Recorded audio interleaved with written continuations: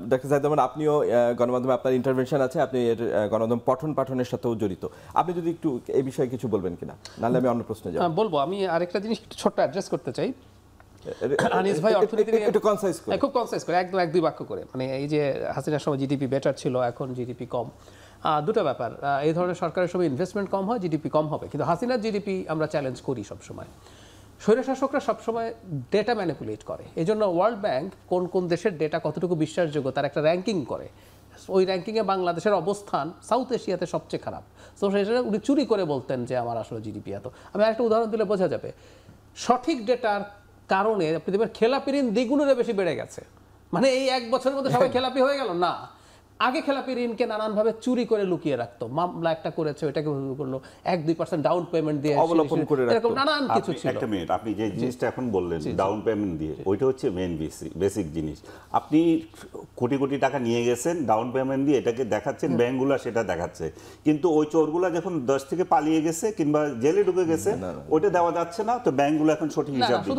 শুধু সেটাও না, ওটা আছে, ওর বাইরেও আছে, ওর বাইরেও নানান কায়দা। সুযোগ থাকলে আমি একদম কিভাবে কিভাবে খেলাপি ঋণ লুকানো হয়েছে, কারণ শেখ হাসিনা তার অর্থনৈতিক উন্নয়ন দেখাতে চাইতেন। গভর্নর সি হয়েছে, শেখ হাসিনার গভর্নর কিন্তু ডি ছিলেন, আমরা আবার এটা বলছি না, উনি আরও খারাপ ছিলেন, আগে কিছুটা হলে উন্নতি হয়েছে। নাম্বার 3 হচ্ছে ডক্টর ইউনূস ভালো চালাচ্ছেন না, আমি সত্যিই মনে করি, আমি অনেক আশা করি নাই, মানে একটা মোটামুটি মিডিওকার চালানো উনি চালাতে পারছেন। আবার 5 আগস্ট পরবর্তী সময় যদি ডক্টর ইউনূস দায়িত্ব না নিতেন, বিশেষ করে ভারতের যে ভয়ঙ্কর শত্রুতাপূর্ণ অ্যাটিটিউড আমাদের প্রতি দেখছি, এটা ডক্টর ইউনূসের মতো একজন ব্যক্তিত্ব যদি না থাকতো, এবং ঘটনাচক্রের সময় জো বাইডেন প্রেসিডেন্ট ছিলেন, যার সাথে এই ডেমোক্র্যাটদের সাথে তার একটা যোগাযোগ আছে, আমরা আন্তর্জাতিক অনেক চাপ থেকে বাঁচতে পেরেছি, সেটাও আমাদের একটু মাথায় রাখতে হবে। মিডিয়া নিয়ে কয়েকটা কথা একটু বলি। একটা দেশের মিডিয়া আমার বিবেচনায় কোনো দিন ফ্লারিশ করবে না, এবং আস্তে আস্তে এটা ক্ষয় হতে হতে হতে হতে ধ্বংস হবে, যদি না সরকার চায়।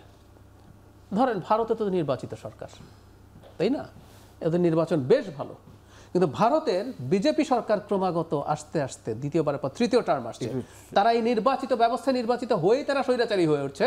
প্রেস ফ্রিডম ইন্ডেক্সে ভারত কিন্তু বাংলাদেশের লেভেলে চলে এসেছিল, আমাদের মনে আছে না, এক একটা এক একভাবে। বিবিসি তাদেরকে মোদিকে নিয়ে সেই গুজরাট নিয়ে একটা রিপোর্ট করলো, পরে গিয়ে তাদের কার্যালয়ে কি করেছে। এনডিটিভির মতো একটা চ্যানেল, যেটা এক সময় যথেষ্ট ভালো ক্রেডিবল চ্যানেল ছিল, সেটাকে কিভাবে আদানিকে দিয়ে দখল করিয়েছে। সো এই প্রবণতাগুলো আসলে কন্টিনিউয়াসলি থাকবে। সো গণতন্ত্র থাকতে হবে এবং সরকারের গণতান্ত্রিক মানসিকতা, না হলে হয় কি, মালিকরা বিরাট ইনভেস্ট করে, দিনের শেষে মিডিয়া একটা ব্যবসা, এটা একটা ব্যবসা। এবং একটু আমি সফটলিও যদি বলি, আমাদের অনেক মালিকেরই আছে, তাদের এই ব্যবসায়ী হয়ে ওঠার পথে নানা রকম নেগেটিভস আছে। সো এইগুলোর জন্য তারা ভয়ে থাকে, ঝুঁকিতে থাকে। আর সরকার যদি মনে করে যে আমার সাথে অ্যালাইন্ড হলে তুমি বেনিফিট পাবা, তোমার যোগ্যতা না থাকলেও, এগুলো হবে। সব দিনের শেষে আমার কাছে প্রধান সরকারকেই মনে হয় আর কি। ধন্যবাদ।